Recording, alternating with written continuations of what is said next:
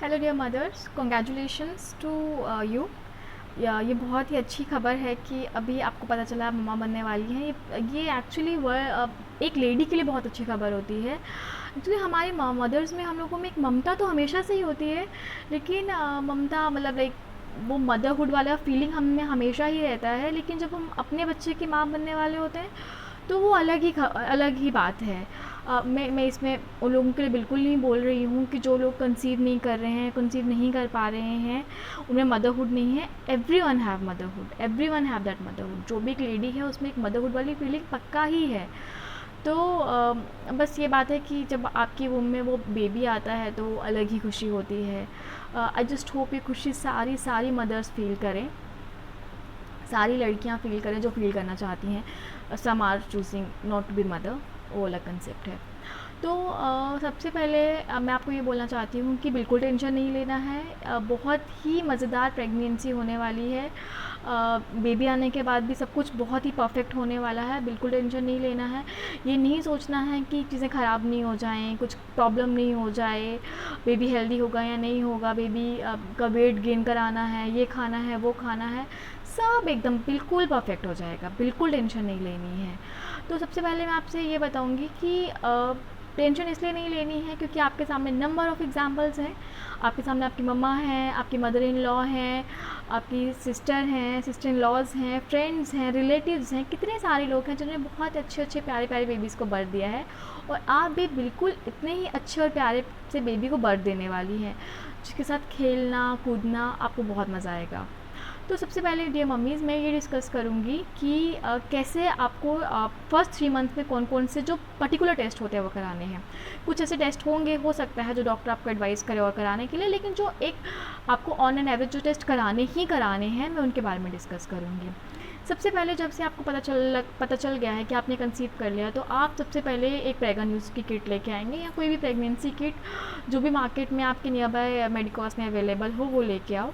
2 kits लेके आनी है ताकि अगर एक किट में रिज़ल्ट सही नहीं आए, आपको श्योरिटी नहीं हो पाए, तो आप दूसरी किट से यूज़ करके आप टेस्ट कर सको।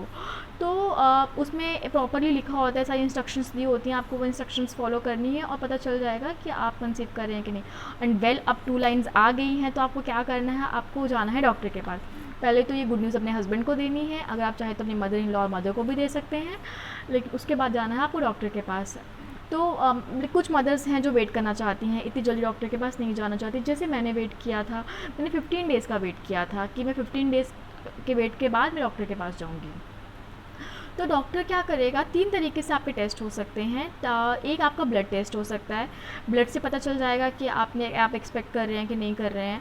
दूसरा आपका यूरिन टेस्ट हो जाएगा, यूरिन टेस्ट से भी पता चल जाता है कि आप एक्सपेक्ट कर रहे हैं कि नहीं। और तीसरा जो मेरा टेस्ट हुआ था, मेरा डायरेक्टली अल्ट्रासाउंड हो गया था। एक उनके पास अल्ट्रासाउंड की मशीन थी, तो उन्होंने चेक कर लिया कि हाँ सैक बन गया है, तो प्रेगनेंसी कंफर्म है। इनिशियली बेबी का सिर्फ सैक ही बनता है जिसमें बेबी रहता है, तो इनिशियली सिर्फ सैक ही दिखाई देता है, सैक है तो प्रेगनेंसी है। उसके बाद बेबी का हार्ट बीट आना, ये सब अगली चीज़ें हैं। तो पहले मैं आपसे ये बताऊंगी कि ना जैसे आपको प्रेगनेंसी कंफर्म हो, डॉक्टर ने देखा प्रेगनेंसी कंफर्म है, तो डॉक्टर आपके कुछ टेस्ट करेगा। वो टेस्ट कुछ ऐसे होंगे। अब जैसे ही आपका वो टेस्ट हो चुका है, एक प्रेगनेंसी कंफर्म हो चुका है आपका, तो उसके बाद क्या होना है कि डॉक्टर आपको ब्लड टेस्ट देगा कुछ करने के लिए। ब्लड टेस्ट में आपका थैलेसीमिया चेक हो जाएगा, आरबीसीज का काउंट हो जाएगा, वाइट ब्लड सेल्स का काउंट हो जाएगा, कोई इन्फेक्शन तो नहीं है ब्लड में, बॉडी में कोई इन्फेक्शन तो नहीं चल रहा है। HIV का टेस्ट होगा, सेक्सुअल ट्रांसमिटेड डिजीज़ का टेस्ट होगा, और उसमें RH फैक्टर भी होगा, आप RH नेगेटिव हैं पॉजिटिव हैं, थायराइड होगा, डायबिटीज़ होगा। ऐसे बहुत सारे टेस्ट होंगे जो डॉक्टर आपके करेगा। और एक बार आपका टेस्ट हो जाएंगे तो फिर का रिपोर्ट आने के बाद अकॉर्डिंगली आपका मेडिकेशन होगा। अगर आपके कोई थायराइड कब थोड़ा ऊपर नीचे हो जाता है जनरली प्रेगनेंसीज में, जैसे मेरा हो गया था, और जेस्टेशनल डायबिटीज़ हो जाता है बहुत सारी लेडीज़ को, तो मेरा भी ये हुआ था problem. But it's not a major thing, क्योंकि आप दवाई के साथ इसको आराम से कंट्रोल कर सकते हो।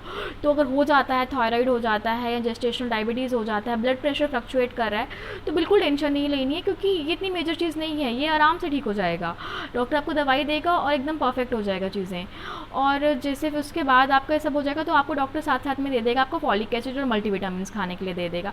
मल्टीविटामिन और फॉलिक एसिड डेली खाना है, बिल्कुल स्किप नहीं करना है, क्योंकि इनिशियल टाइम में आपके बेबी का नर्वस सिस्टम डेवलप हो रहा है। सबसे स्टार्टिंग में बेबी का नर्वस सिस्टम स्पाइन ही डेवलप होता है, तो स्पाइन हेल्दी बनाने के लिए आपको बिल्कुल टाइम पे फॉलिक एसिड लेना और मल्टीविटामिन लेना है, बिल्कुल मिस नहीं करना है, कुछ भी मिस नहीं करना है दवाइयाँ।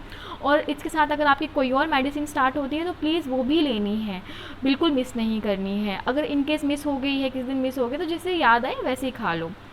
तो कुछ लोगों का ये भी होता है कि फॉलिक एसिड मतलब मॉर्निंग में लेना है, इवनिंग में लेना है। आप मॉर्निंग में ब्रेकफास्ट करने के बाद आराम से फॉलिक एसिड और मल्टीविटामिन की टैबलेट्स ले सकते हैं। उसके बाद आपका टेस्ट होगा, पहला टेस्ट होगा बेबी का हार्ट बीट टेस्ट करने के लिए कि बेबी का हार्ट बीट आया है कि नहीं, जो जनरली 8th वीक में आ जाता है, लेकिन स्टिल आप 10 वीक्स तक वेट कर सकते हैं, क्योंकि 10 वीक्स में एक और टेस्ट होना है NT-NB।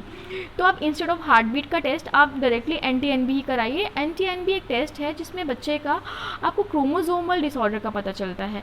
कोई भी बच्चे का क्रोमोजोमल डिसऑर्डर है तो आपको ईजिली NT-NB में पता चल जाएगा। जैसे जनरली क्रोमोजोमल डिसऑर्डर में इस टाइम पे NT-NB में डाउन सिंड्रोम का पता चलता है। ज़्यादातर लोगों को डाउन सिंड्रोम का कोई डर नहीं होता है, जो जिनकी फैमिली हिस्ट्री है उनको थोड़ा सा डर रहता है, और जो 30 या 35 मोस्टली 35 से ऊपर लेडीज़ हैं उनका डर रहता है।